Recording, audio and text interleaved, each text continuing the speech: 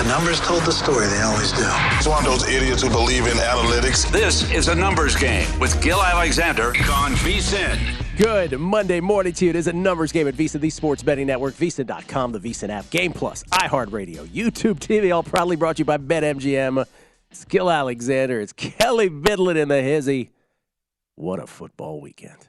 Kelley, good morning to you. Hey, how we doing out there? Kelley, let's just start by saying we were the only show on earth that recommended a Chiefs-Eagles teaser. So thank God you were listening to us. I didn't hear a single other person on the planet bring it up all week. That's all I know. Brent Musburger was kind enough to have me on his show on Saturday. I said, Kelley and I have already planned our gag for Monday morning that if this teaser hits, we're going to act like we were the only ones at it.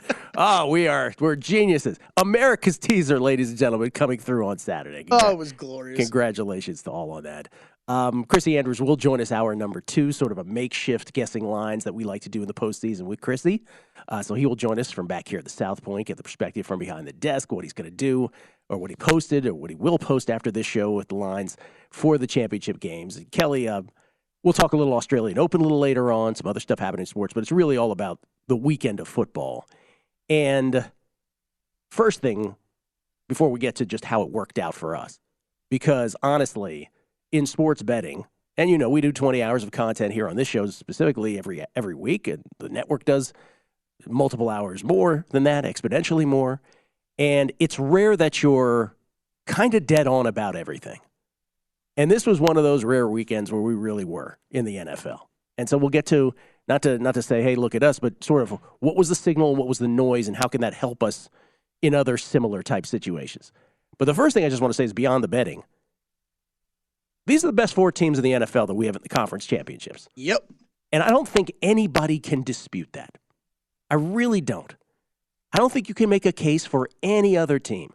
These are the 4 best teams in the NFL. They all deserve to be there, and every possible Super Bowl matchup is going to be pretty awesome. All 4 of these teams are good enough to win a Super Bowl. Yes. And, I think we always talked about the 6 teams all year long. I think that still holds true. 2 of them had to get eliminated this weekend. 2 of them did. These 4 teams, though, advancing, any one of them are good enough to win the Super Bowl. I think next weekend we got 2 amazing games in store for us. Well, so let's talk about just the biggest ones, which is, I don't know if I said it 20 times last week. I don't know if I said it 30 times, which is, I don't understand either of those line moves yesterday. The one against the Cincinnati Bengals. Yep. That had Buffalo as a 6-point favorite, the one against the San Francisco 49ers. And specifically with the Bills and the Bengals. I mean, I really hope people made good money on the Bengals. And even if you didn't have them pre-flop, I hope you were able to see. Todd Wishnev said it on the Megapod, right? You'll know within a few plays. You'll know will that Bengals offensive line hold up? Oh, my God, it was so obvious from the beginning. Yeah. And we'll go through the whole guessing lines play-by-play or drive-by-drive on this coming up in detail. But what was the thing, that I said 20, 30 times last week, which is, in addition to that, is this notion about the 3 Bengals offensive linemen being out, Williams and Collins and Kappa, that I kept saying Joe Burrow, still, and these are the 2 biggest points that I feel like people just sort of overrode. No matter how many times it was said, which is Joe Burrow has the quickest release, not the quickest release, but gets rid of the ball the quickest in the National Football League this side of Tom Brady. Besides Tom Brady, he gets rid of the football the most. Now, part of that is the Bengals game planning. So shout out to the Bengals coaching staff. They deserve a lot of credit for recognizing that and continuing with that. And Joe Burrow got rid of the ball where it didn't matter with those offensive line. In terms of protection with his offensive line. But by the way, that offensive line also crushed in the running game. Yes.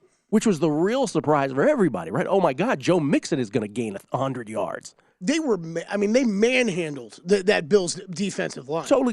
That final score, 27-10, is not indicative of the domination of that football game. Because remember, much of that last part of the game was when the Bengals were up 24-10. It was like they were just like, well, we'll just kick this field goal to go up three scores. We could do more, but we'll just kick this field goal here. That was the one thing. And then the other thing that was just kind of, and I got a lot of incoming from Bills Mafia people on Twitter all last week when I kept saying that. We kept showing our clips about me saying this, which is the Bills haven't been good. Not they haven't been good. They haven't been elite for about a half a season. Yeah. And it's the reason why I had them power ranked 5th for multiple weeks at this last stretch of the season and into the playoffs. Again, it's not fugazi like the Vikings and the Giants were. But it is from an elite perspective. They just weren't like the other 4 teams. And I know they won a lot of those games. They beat the likes of the Bears and the Jets and the Dolphins twice, right? Once in the regular season, once in the postseason. Probably should have lost at least one of those. The Patriots, the Lions. It wasn't exactly a murderer's row. The Browns. I mean, and so they did win those games, take nothing away from them. But to think that the Bills, and this is, again, last week we talked, Kelley, about how the Tampa Bay Buccaneers of 2022 was this very anomalous thing that I don't remember quite ever seeing before, which is this team that was clearly terrible. Really a 6-11 team in 8-9 clothing. That the market was just super stubborn on week after week after week after week throughout the season. With the Bills, I just got the sense that with the analytics community specifically, I don't know if it's because they hold on to their priors. They hold on to their priors so near and dear. And I love these guys, right? Aaron Schatz, who I love. But they were the number 1 DVOA team in football, the Bills. Mm-hmm. Rufus Peabody, who's our buddies on this show a lot, he had the Bills rated number 1 in his rankings. And the only question I can sort of ask is anybody watching these games? Because the Bills weren't that. They're a good football team. Don't get me wrong. They're a good football team, but they weren't a top 4 football team. And the Bengals dominated them, 27-10. And the thing I will say about the Niners, getting to that, and that line move against them, what was the whole thing? No one's saying Brock Purdy is a great football player, but Kyle Shanahan is good enough at X's and O's, and the Niners are stacked enough on offense to hide Brock Purdy. Hide in quotes, meaning set him up for the best success. Now, were there moments, a ball going off Trayvon Diggs' chest? One of the things I did concede with Brock Purdy is he's super fortunate with the itches. Yeah. Interceptions that should have happened. Copyright Megapod. Were in that game. Oh, everybody was. So there's that. There's clearly that luck, right? But what was the bar for Dak and Brock Purdy yesterday? The bar was, don't mess this up. Yeah. And guess what? One of them did and one of them didn't. And the guy who didn't was the last pick in the NFL draft. And again, we'll go through it play by play because there's so many little moments. But those are the things when we talk about just signal and noise. The overstating of the offensive line issues with the Bengals. Oh, by the way, that's another thing. Like as casual football fans and people who are bettors, we're aware of starting quarterbacks and backup quarterbacks. We have a general sense of the quality and talent and what that means to a line. Who amongst us really has a general sense of the drop down from a starting offensive lineman to a backup? Yeah, I don't know. I mean, the other point that was brought up on the broadcast of a couple of these guys that are that are filling in were starters. Have been starters in this league before too. So it's not like. I mean, we make a big deal of the Brock Purdy situation because that is a very unique situation, right? He's still a rookie. He was the last pick of the draft, no expectations. Offensive linemen filling in that have been in the league for years, doing this for years. Yes, I understand that some offensive linemen are better than others. I'm not trying to say there's no difference between those. But, yeah, I don't know. I think it was so far. That's been overblown, obviously, of how much it affects this team. That's the point, though, Kelley. Is not, hey, look, we were right. The point is, what's signal and what's noise? If Joe Burrow gets rid of the ball, in other words, from snap to release from his hand, quicker than anybody in football but Tom Brady, that should mean something to you. So all the noise about the offensive line should be overridden. It also helps that you have, the best wide receiving core in the league, right? Yes. That creates separation. Obviously, right? And with Kyle Shanahan, you are set up to do the best you possibly can. Anyway, the other thing that I think we need to focus on also is competition matters. And we tried to stress this over the last, we always stress it, but certainly more pronounced during the postseason, which is if the Giants crush the Vikings, it doesn't mean anything because the Vikings defense stinks. Like the Giants wide receivers were so open in that game. I said to Brett the other day, it was like not since Ricky Sanders and Gary Clark were running free against the Broncos in the Super Bowl, in Super Bowl 22. Have you seen wide receivers that open? Because I had to throw that in. But so that doesn't mean anything. It also doesn't mean anything when Dallas crushes Tampa Bay. Yep. It doesn't, because Tampa Bay stinks. And now, by the way, what's going to be the overreaction this week? Philadelphia crushing the Giants. Now, here's where I'm on an island, and I'll say this again. The Giants were as fugazi as the Vikings were all year long. Yep. And people love to draw the line to Brian Daboll was a great coach. No, he wasn't. I will just stand on this. I'm sure he's a good coach. They certainly didn't have a lot of talent, and they got the best record out of it.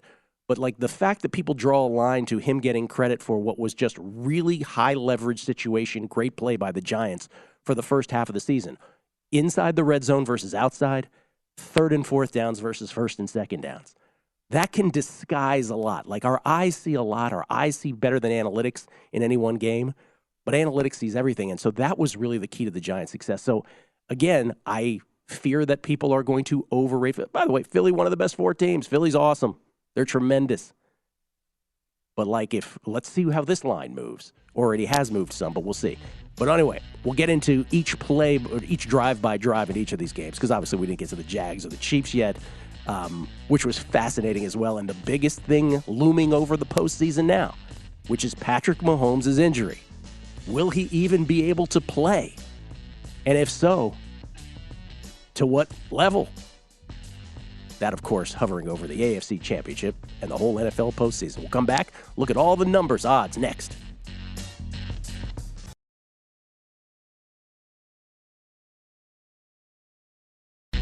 A numbers game on VSiN, the Sports Betting Network. It's time to download Nevada's premier sports betting app, BetMGM Sports. BetMGM with all your favorite wagering options, along with in-game betting, boosted odds specials, and much more. Download the BetMGM app today and stop by any MGM casino on the Strip with your state-issued ID to open an account. Start placing sports bets from anywhere in Nevada. Whatever your sport, whatever your betting style, you're going to love BetMGM state-of-the-art technology and fan-friendly specials every day of the week. Visit BetMGM for terms and conditions. Must be 21 or older and physically located in Nevada. Please gamble responsibly. Gambling problem? Call 1-800-522-4700. We get tweets at Beating the Book. Always appreciate the feedback. These are all over the place this morning. We appreciate each and every one of them. Let me just sort of cherry pick here. Elvis Toast Patterson. Gilly, congrats on an awesome NFL weekend. I just pray that Andrew Sports or Jimmy Vaccaro don't get the air conditioning unit fixed in the South Point. I don't want you to cool off. LOL. Thank you. That's very kind of you. A lot of people, Kelley, this is from Paper PBX. Thanks for the tip on betting both Tampa Bay and Dallas to lose in the divisional round. I really appreciate all the lessons while I learn how to beat the book. There you go. Yeah, that one came through very nicely. And again, we did the math on it again last week to explain why we're recommending, hey, before the postseason, take Dallas and Tampa Bay north of $2 each to lose in the divisional round. And you basically had a minus 195 bet at minus 160 prices. And by the way, that was the worst that it could have been. We got the worst of that. It should have been even a bigger disparity had things shaken out differently. Many more tweets to get to. We'll get to all of them. And again, Chrissy Andrews coming back with makeshift guessing lines later. We'll go through each of these one by one. Tony Pollard's fractured fibula in the loss to the Niners cannot be overstated as well. That might have been the difference as well in that ball game. Yep. Yeah, I mean, that was look, I think we're still talking about 6 really good teams. I mean, you were first segment going in on the Bills a little bit. I think that team just runs, and especially this time of year, it runs so much on Josh Allen. And this year you just didn't get a level of consistency out of him that you need to have to win football games. And then when you talk about the Cowboys, you need the same thing from Dak. But the problem is that there's like a guy like Tony Pollard goes down, and you lose a dynamic, explosive weapon that your team just doesn't have many of. I think that became more apparent yesterday as that game went on and as Tony Pollard exited. It's just, there's a lot that gets thrown on Dak's shoulders, and rightfully so. You're a quarterback in the NFL. You're going to hear it, especially when you're quarterback of the Dallas Cowboys.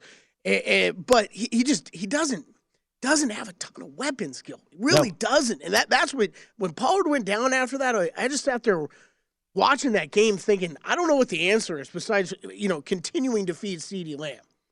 Well, remember, this was a team that was chock full of weapons, right? When Amari Cooper and CeeDee Lamb and Gallup and Zeke and Pollard. I mean, so to say that is kind of interesting. Yeah. But really, I mean, this comes down, first of all, when, it's a makeshift guessing line, so I'll say. So when the matchups were made both times yesterday, I thought that the Chiefs Bengals line, if Mahomes was healthy, was going to be Chiefs -4-ish. And then without him being healthy and not knowing his status, I figured they'd make it 3 because I don't know what else they would – like it's a hard line to make not knowing what his story is. Right. And then with the Niners and the Eagles, I figured Eagles -2.5. But like I'll be honest with you, I've already made a bet. I've teased both the dogs. That was the first thing I did right out of the gates because I don't know that either Cincinnati or San Francisco shouldn't be favored. Yeah, I don't know that either. And there's a chance Cincinnati ends up probably favored before the game starts, right? I mean, I think there's a good chance a lot of betting action comes in on them. It's funny because if we're looking ahead to next week, I think it's as great of a betting weekend as this last one was, Gill. I don't know. I have much interest in betting either game next week. I think they're both fantastic games. I think any of the 4 teams could win a Super Bowl. I might just be sitting on my couch next weekend watching those 2 great games. Oh, it's going to be fantastic. By the way, Tony Romo yesterday, before we get to some of these odds that are out there, but Tony Romo yesterday didn't have his greatest. Has anybody's stock fallen more precipitously than Tony Romo? Yeah, I don't. From his initial entry into sports broadcasting when he was, letting us know what the next play was going to be. Yeah. And I thought that was wonderful when he did that. Most people did. Brent, our own Brent Musburger, who is certainly more savvy in the ways of play-by-play than any of us will ever be, he didn't like that at the time. He thought it was kind of, I don't want to put words in his mouth, but kind of not showing up, but sort of like not cool with the play-by-play guy kind of thing. He would articulate it better than me.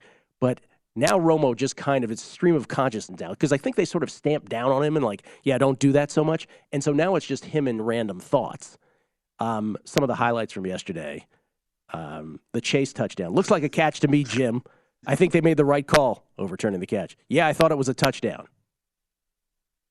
No, yeah. That didn't work out. Hold on. On the Mixon touchdown review, when it's obvious Mixon nearly got his entire body over the line. This is from Ernie Powers. Tony says, but you can't see the ball, Jim. We're in the multiverse. The ball may not have crossed the line with him. Good point, Tony. Mike McKinley was discussing with friends. His best thing when he started was looking at the defense and telling viewers what to expect from the offense. It was great. And then apparently the NFL and CBS made him stop, so now we're stuck with his boring takes. Mike McKinley, on an obvious hold, even I could see in real time, well, that's a flop if I've ever seen one. Or that mug on the Bengals wide receiver. Some very subtle touching there. Kip Heisterman, and this is a classic from Tony. I don't know, Jim. That's his favorite thing. Dom Perignon, perfectly thrown ball, but just a bit out wide, was his favorite from today.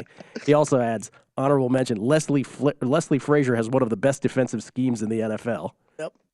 And the two, my favorite from the broadcast yesterday, and we'll get to those.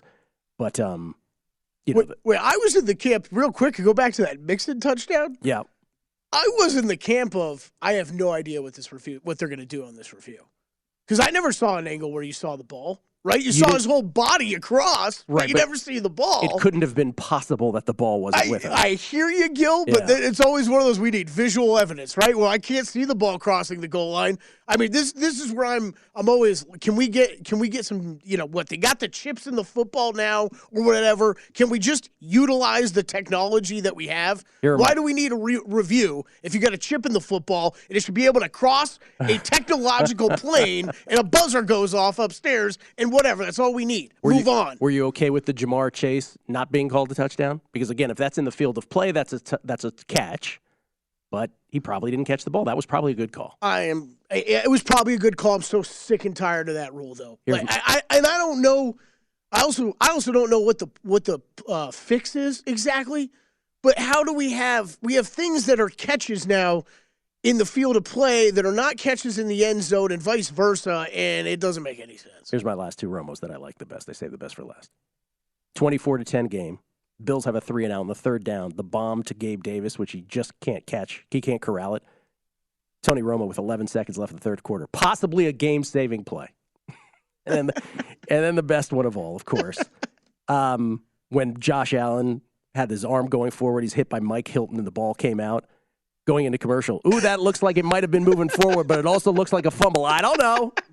I got that one. That It's one was the good. best. That one was good. Here are the odds to win the Super Bowl, and also some Super Bowl MVP odds right now. So with 4 teams remaining, look how crunched up this is. This is just a testament to how evenly matched all 4 of these teams are. This is from DraftKings. Chiefs and Eagles both plus 260, the Bengals plus 270, and the Niners, the long shot, if you will, at plus 310. It's incredible. Never seen that before, ever. Yeah, that's incredible. I think I've seen the 49ers at longer at other places, plus 350. That was one thing I started thinking about last night. If these 4 teams are also good, if we talk about this market this week, the only recommendation I could possibly make is if you are actually, bit high on the Niners or plan on betting them this week, it probably makes a little sense to splash a little money on this as well. I got him plus 705 to win the NFC. I got him plus 1650 to win it all. I got McCaffrey at 18-1 to win Super Bowl MVP and Kittle at 80-1. Come on, Niners. Looking good. Here is the current MVP market for Super Bowl. What is it? What Super Bowl is it? 57. 57. Whew. Wow. What's the oldest Super Bowl you remember, Kelley? Oh, jeez. I don't know what number it was, but it was the Niners Chargers one because I was living in Southern California at the time. It was before we moved to Russia. We had this big Super Bowl party. So what year was that? That was Which one was it? Niners what? Niners Chargers. 94 after the 94 season? Yeah. Patrick Mahomes remains a short shot, which is curious, right? Plus 330. That assumes he's going to be able to be held. I mean, look, if the Chiefs get there, sure, he will be the short shot if he's playing. But a lot of ifs around that. Joe Burrow and Jalen Hurts, quarterbacks for the Bengals and the Eagles, obviously at plus 350, and then Brock Purdy at plus 650. McCaffrey's down to 14-1. Oh, my God. Uh-oh, what'd you say, oh, my God, about? There's one name on here that is just absolutely hysterical. Oh, Jimmy Garoppolo's on there. Jimmy Garoppolo's 60-1, ladies and gentlemen. Wow. I mean, Chad Henne makes way more sense than Garoppolo. Chad Henne and Jimmy Garoppolo have the same number. Well, you never know. That's awesome. You never know.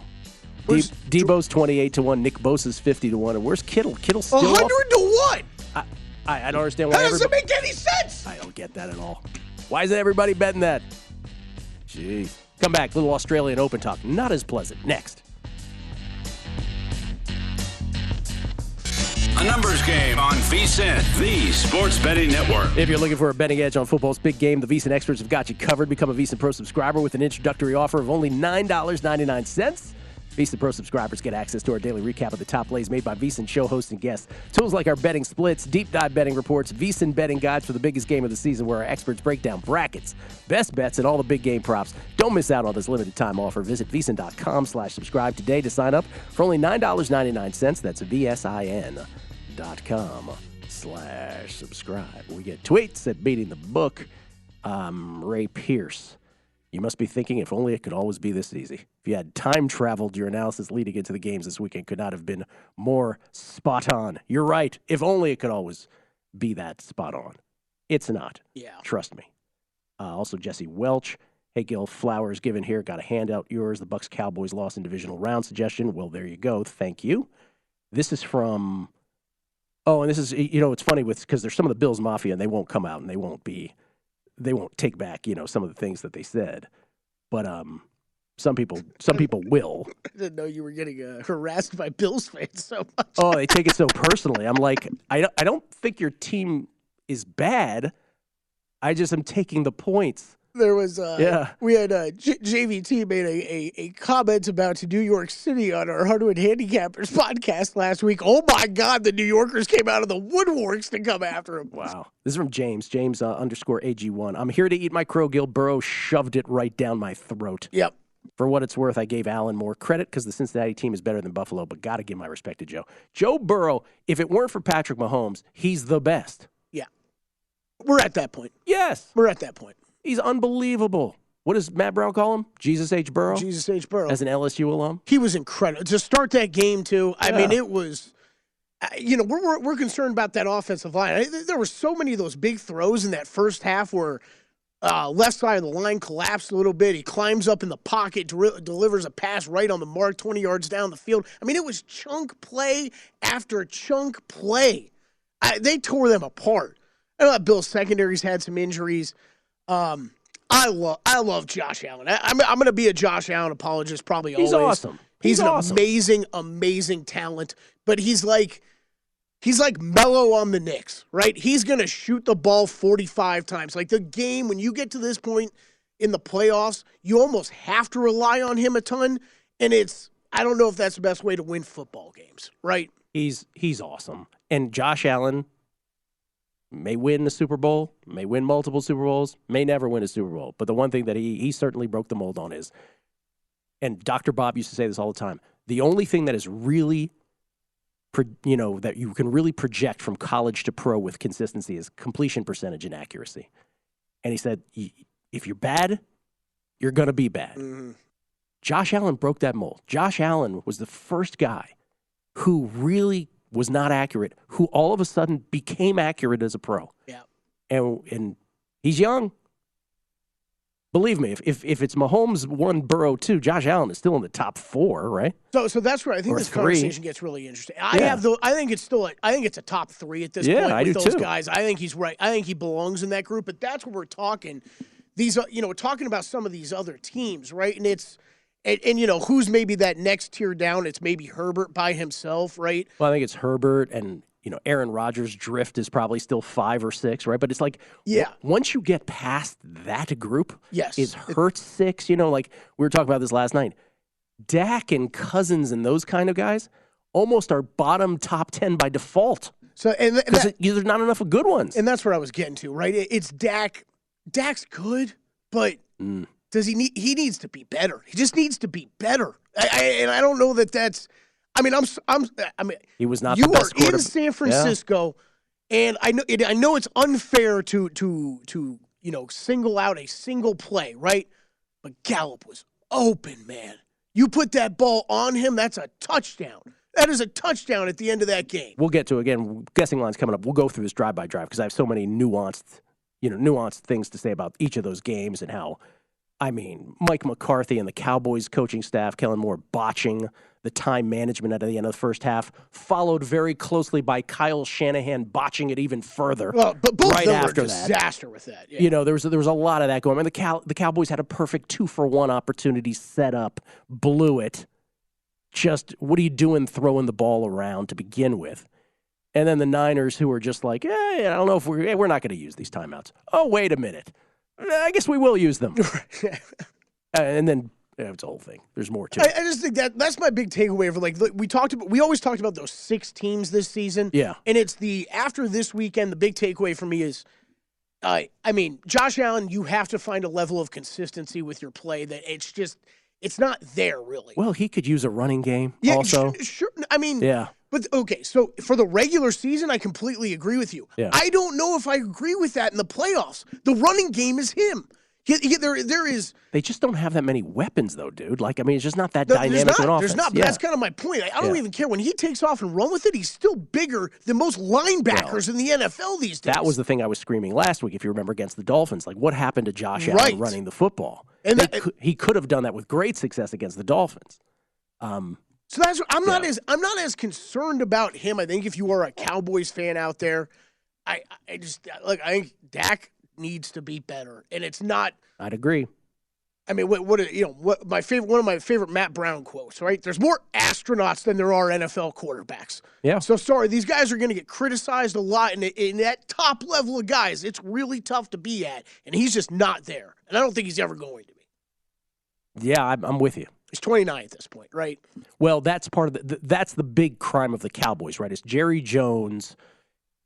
It's like he insists on it. It's almost like he's trying to convince himself more than us. This need to have Zeke's contract justified. This need to tell you that that Dak is going to win you. He's good enough to win you a Super Bowl. Goes back to Romo. Yeah, right. I mean, even when Romo was playing, it was a constant apologist for Romo every single year.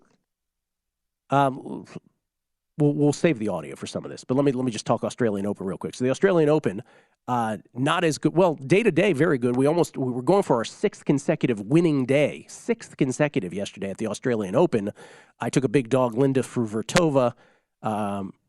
She lost, plus 195. She was up a break in the third set against Donna Vekic. Couldn't get it done. Would have been our sixth consecutive winning day at the Australian Open. But the big news is that our futures on Iga went by the wayside. Elena Rybakina beat her in straight sets 6-4, 6-4. And oh, by the way, Rybakina was the better tennis player that day. Damn. So Iga starts out the season this year the same way she started out last year, which was with an Australian Open loss. By the way, she won 8 tournaments and won 37 matches in a row and 2 slams also last year. So I don't, it's so funny because there's some people, hey, Iga, you're so wrong about Iga. Yeah, okay. I have hundreds of units stacked. If I lost 4, you should have a party about that for haters out there. But right now, I really do think there's only 3, and it's completely reflected in the numbers on the lady side. It's Sabalenka, Rybakina, or Pegula. Those are the only 3 that can win this. With apologies to everybody else. And we've won on Magda Linette a couple times. She's in the fight, but it's Sabalenka, Rybakina, and Pegula. Those are the only 3 that can win this. And your guess is as good as mine at this point between those, because I think it's Pegula's time, but like Rybakina is hiding in plain sight because we were like, oh, it's Sabalenka or Pegula. Rybakina won Wimbledon, and then if you recall, the only thing memorable about it was she barely seemed to care. She was like, yeah, I just won Wimbledon. So she's like a baby giraffe out there. Man, Pegula's gotten that good that quick, huh? Jessie Pegula deserves a whole bunch of credit because she is, again, an heiress to billions. And yet she is one of the 3 best players in the world. So I love that about her. We've bet on her plenty of times in the past. So anyway, we'll try to start another 5-day winning streak in the Australian Open. I'm just sitting back here chuckling at the idea of Terry Pegula, right? The Bills owner. Be like, well, that game sucks. Let me hop on a plane and get down to Australia to watch my daughter, possibly win an Australian Open. And the men's side, it's Novak, dude. It's Novak. I mean, there's nothing we could sit here and talk about other people, and by the way, Ben Shelton has looked great. We lost a couple times betting against him. 3 Americans in the quarters. Tommy Paul and Ben Shelton, who play each other, and Sebastian Korda. I do have 2 plays today in the Australian Open. Do we have those ready to go, Kelley? Yeah. They're both in the same match. One is a total and one is a dog flyer. Yuri Lehechka against Stefanos Tsitsipas. Taking the over in games, 35.5. And I am taking Yuri Lehechka at plus 455. Because I really believe he can win this match. He has beaten really great players in this tournament, Borna Coric and Felix Auger-Aliassime among them. He is playing great tennis. He was playing great tennis in Adelaide before this. Beat Cam Norrie in this tournament as well. So, I mean, those are 3 really great players. Listen, Stefanos Tsitsipas probably feels, besides Novak, he's the player to beat in this tournament. But this could be very tricky for Tsitsipas, and at plus 455, that represents ridiculous value. So that and the over at 35.5 in that match. Those are the 2 Australian Open plays of the day. We'll come back more on the National Football League. We'll talk about that. Of course, guessing lines coming up with Chrissy, and then some NBA futures. I believe Kelley has some things to say. It's a numbers game at VSiN, the Sports Betting Network.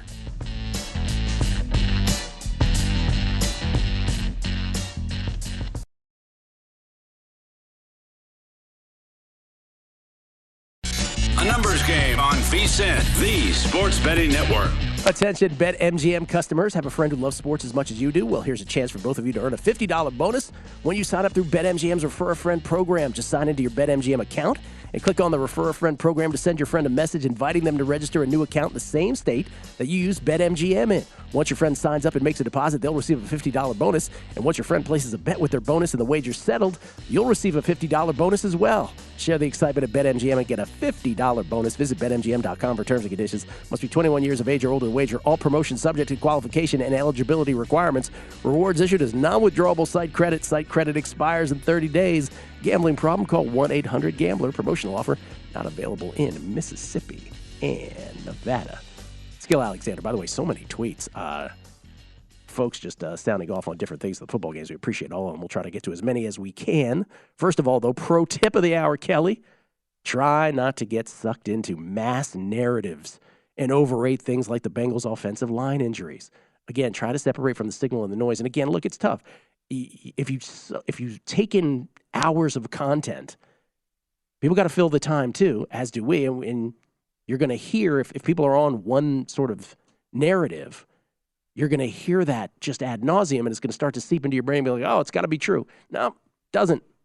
Try to think for yourself on some of these things. Every pro tip searchable on vsin.com. It's your pro tip for the hour. We do one every hour on VSiN across every show. So that means at least 20 every day. They're all available for VSiN Pro subscribers only at vsin.com, where you can sort them by sport and by show. So another thing about the Bengals that I just want to bring up, and Kelley, you did a great job also when we're talking about exactas, that if you believe in the Bengals, you should be taking Bengals versus the Niners, Bengals losing to the Niners, Bengals over the Niners, same against the Eagles. Did I know? Not at all.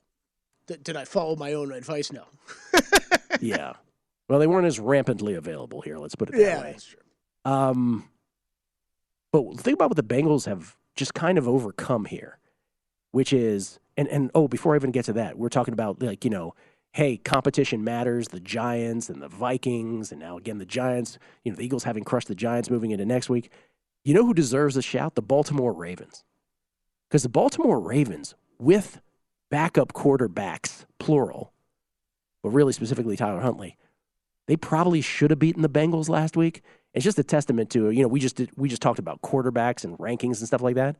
Once you get past Belichick and, who's next? John Harbaugh, second best coach in the NFL. I mean, he's that good, right? That coaching staff is that good. So, the Ravens are talk about teams heading into next season with such a wide span of possibilities, both to the good and bad. Yeah. What are you laughing at? That's so Ravens. That's so Ravens. No, but it's what you're saying, right? I mean, that team could be. Yeah. That team could be in an AFC championship game come this time next year, or in a, I don't know, complete rebuilding mode. I have no idea. Or Lamar Jackson could be out of town, and they'll be rebuilding. So back to the Bengals for a second. Think about, obviously, with the Damar Hamlin game. And by the way, it was great to see Damar Hamlin in the stadium yesterday, Trademark Stadium for the Buffalo Bills. That was a hugely wonderful thing to see after the events of a few weeks back. But the Bengals got the worst of all of it, right? They might have not won the AFC North had they lost to the Ravens, right, that last week of the season, which wouldn't have been justified. Then they had this game at Buffalo, which, shouldn't have automatically, right? But the NFL did the best they could, I guess is what I'm saying. But the Bengals sort of overcome every obstacle put in front of them. And then they had this notion of, hey, the NFL is already selling tickets in Atlanta. Here's what Zach Taylor had to say about that. For the neutral site, I mean, yeah, we had our mindset to go play in Kansas City, and it is tough because they have to formulate the plans for coin tosses, and they got to formulate the plans for neutral site games, and we just keep screwing it up for everybody, and I hate that for people that have to endure all those logistical issues, and then we just keep screwing it up. So I'm sorry. This fast, it's amazing.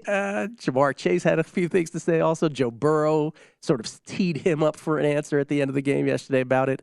The Bengals they took that as motivation. I mean, it's one thing. It's one thing when you start selling tickets. It's another thing when the NFL issued a press release, right? Like, it was Thursday or Friday of like, hey, we sold out within 24 hours. Look how amazing we are. That's the point. If I was the Bengals, I'd be like, are we in this league? Like, does anybody care about us? Like, what the hell is going on? Yeah. So I understand why that was bulletin board material for sure. By the way, do you see the Warren Sharp thing? Yeah. I mean, I think that's another pro tip.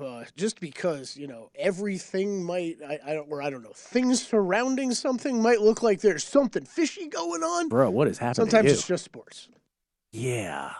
And it was like basically what we're talking about is a really smug video where he was just sort of suggesting beyond belief that this had to be, below board and nefarious. I'll let you watch it on your own, but it was sort of cringy. Yeah. Just leave it at that. And Warren's been on this show before, many times back in the day. But I mean, a guy I've had nothing but respect for stuff he's done in the past. I mean, his guide is great and everything, right? His guide's fine. Yeah. But my goodness, that did not age well. It was odd, yeah. Patrick Mahomes' injury. Patrick Mahomes on Patrick Mahomes' injury. There was a couple throws here and there where I tried to plant off that foot, and it didn't let me kind of plant like I usually do. And so a couple throws I didn't make. I told Coach I want to still throw it downfield, and so we were able to make some throws there after the first few drives, and I think he got a little confidence that I could protect myself. And so credit to our defense, man, holding us in that game, especially after the start of that second half when I wasn't able to get stuff going. So they held us in that game, made some big plays at the end, and we were able to score enough points to win. Listen, Arden Key landed on him, and that lower leg got wrenched. He was never the same. And people are making it, Chad Henne, 98 yards, 37 years old. Chad Henne almost got picked on the third play. No, yeah. Let's no shot. There's too many good teams in the NFL. Let's relax, everybody, with Chad Henne. And then back to Jerry Jones of the Cowboys. Well, real quick. Go ahead. Yeah, go ahead. That dude right there is the best player in the NFL, the best quarterback in the NFL. Yes. And, I mean, if you love football, oh, my gosh, that game in that sequence, and I saw that Hick yell. It was surreal. Because are the playoffs really going to be ruined by this kind of injury? Didn't you have 10, 15 seconds in there where you had that exact thought? Where Absolutely. You're just like, and then Mahomes not wanting to come. He stays in right away, right? He didn't leave until a couple plays later. I mean, you could tell it was, you can take me off this dang field, only if my leg is about to fall off are you going to take me off this field. I didn't even know until after the game that he went and got an x-ray. He was back so quick from the x-ray. It was incredible. Don't want to. That's why I am so split on this game this weekend, because I think the Bengals are probably the best team left. I really do, even without the offensive line injuries. I ain't betting against that. But the Chiefs are kind of unbettable without knowing what Mahomes' story is. No, I know. Yeah. I know. They're kind of unbettable. Baddest dude in the NFL. Oh, he's. I mean, listen. Again, that's why I said with Joe Burrow. If Patrick Mahomes didn't exist, Joe Burrow's the best quarterback in the NFL. Jerry Jones after the game. I mentioned how Jerry Jones just gotta tell us that they can win with Dak and Zeke. Good God, we're gonna justify these contracts. He was questioned about Mike McCarthy's future after the game. No, not at all. And their decision for our kicker was exonerated with his field goal in my mind, and I'm proud for him.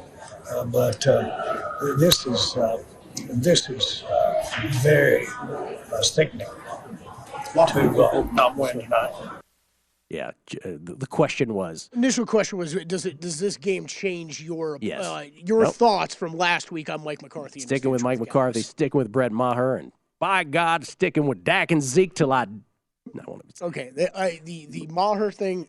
I mean, I just love chaos. I'm sorry. By the way, the funniest text I got yesterday was when that first extra point was blocked, and by the way, it wasn't going to go in anyway. Wasn't going to go in, yeah. And Kelley's text to Matt and me was, "This is awesome." Sorry, I'm a so sick, twisted person, but I love this is awesome. I love when the world burns, and it is when Brett Maher. I was there. I'm that gif of the guy with popcorn of like, oh my God, he's gonna kick. What's gonna happen? And then it gets blocked, which makes it even better, Gill, because he was gonna miss it, but you don't know for sure. But because it got blocked, right? But that can't be overstated either, right? Which is the difference between 7-3 and 6-3, while being only 1 point, changes the entire feel of everything. Because then your field goal, you're even again, right? As opposed to, oh my God, we'll never quite get there. And Jerry giving a pep talk before the show. And then he went with exonerated after? I don't know if I'm feeling that way about exonerated. it. Yeah, I don't know if I'm feeling that way. I'm telling you, Jerry says things to convince himself. It's incredible. On every front. We'll get some tweets. What is this, Adam Vinatieri struggling? Like, no. Get rid of him. Get someone else in here. Didn't carry another kicker on the roster. That felt weird yesterday, too, for a little while, until Barr made a couple field goals. We'll come back. Chrissy Andrews, guessing lines. We'll go through these drive-by-drive, all the nuances of it all. It's a numbers game at Visa, the Sports Betting Network.